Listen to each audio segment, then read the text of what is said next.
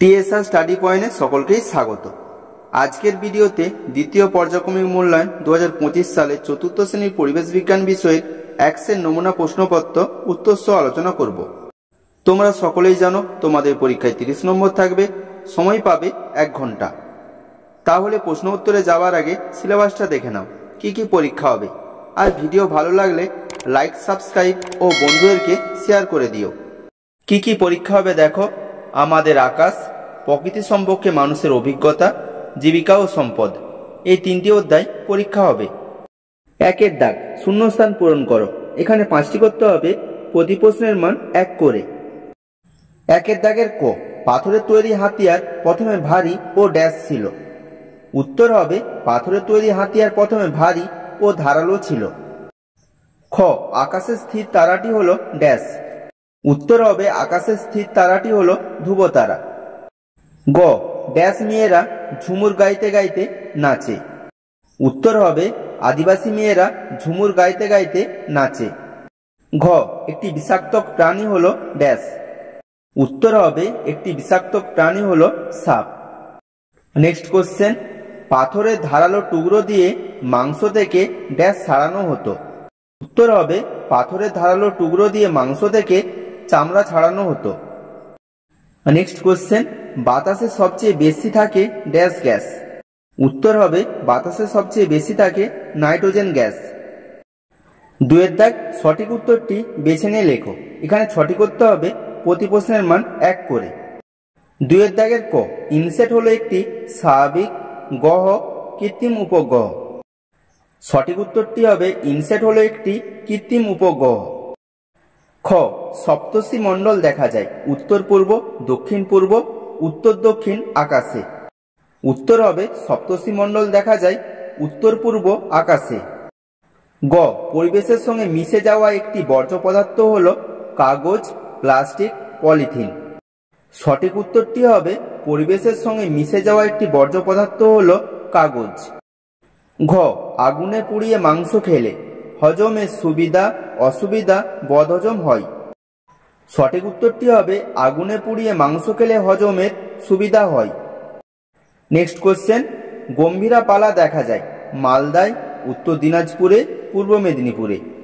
সঠিক উত্তরটি হবে গম্ভীরা পালা দেখা যায় মালদায়।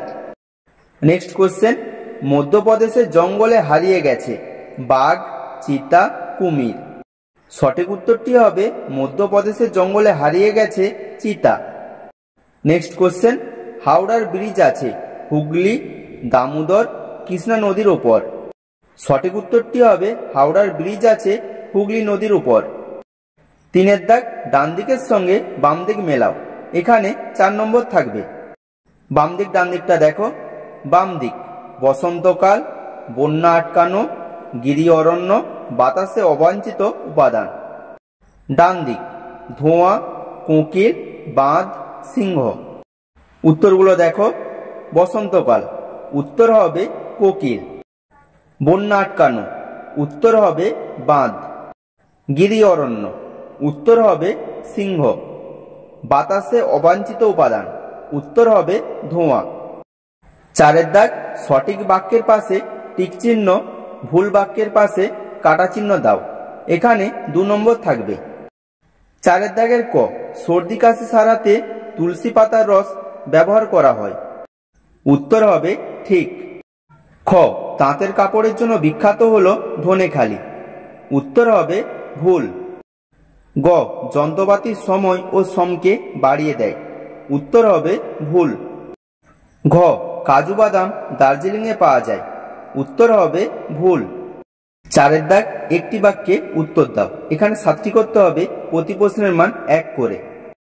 4-এর দাগের ক, সপ্তর্ষি মণ্ডলে বশিষ্ঠ তারার পাশে কোন তারা আছে?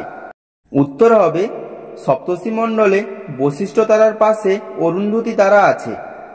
খ, মঙ্গল গ্রহের সন্ধানী যানের নাম কি? উত্তর হবে মঙ্গল গ্রহের সন্ধানী যানের নাম হলো কিউরিওসিটি। গ, জলের অপর নাম কি? উত্তর হবে জলের অপর নাম জীবন। ঘ, কুলেখাড়া গাছ কি কাজে লাগে? উত্তর হবে কুলেখাড়া গাছ শরীরে রক্ত কমে গেলে কাজে লাগে। নেক্সট কোশ্চেন, সোলার কাজ যারা করেন তাদের কি বলে? উত্তর হবে সোলার কাজ যারা করেন তাদের মালাকার বলে। নেক্সট কোশ্চেন, মুগা রেশম মদ কোথায় দেখা যায়? উত্তর হবে মুগা রেশম মদ অসমে দেখা যায়। নেক্সট কোশ্চেন, দূরবীন কে আবিষ্কার করেন? উত্তর হবে দূরবীন গ্যালিলিও গ্যালিলি আবিষ্কার করেন।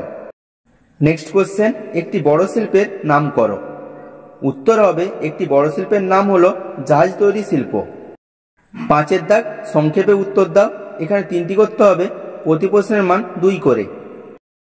5 দাগের ক, আগুনের ব্যবহার জানার পর মানুষের কি কি সুবিধা হয়েছিল?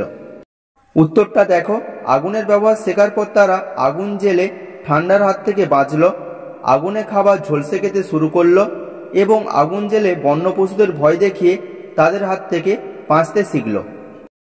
খ, কুটির শিল্প কাকে বলে? উদাহরণ দাও।